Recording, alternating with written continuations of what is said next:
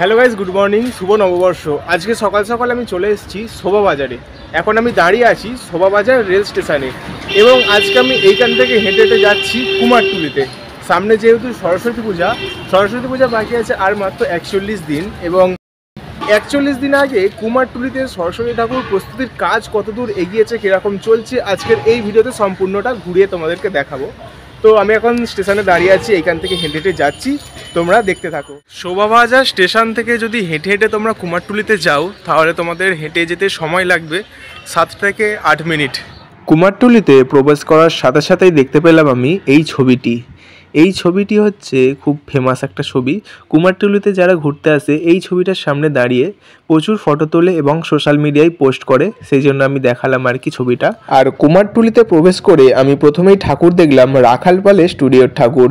এখানে দেখছি প্রচণ্ড বড় হাইটের একটি কালী প্রতিমা তৈরি হচ্ছে। ঠাকুরটার হাইট 12 ফুট, আরও বেশি হবে, কেননা এটার এখনও সাজসজ্জাটা বাকি আছে। মাথার যে মুকুট এবং পেছনের যে চালচিত্রটা সেটা কিন্তু এখনও দেওয়া বাকি আছে, সেগুলো দিলে আরও হাইটটা বাড়বে।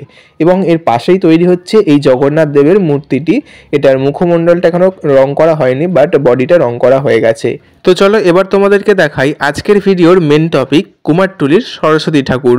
ছোট বড় মাঝারি সব রকমের সরস্বতী ঠাকুর আজকে তোমাদেরকে এই ভিডিওতে দেখাবো।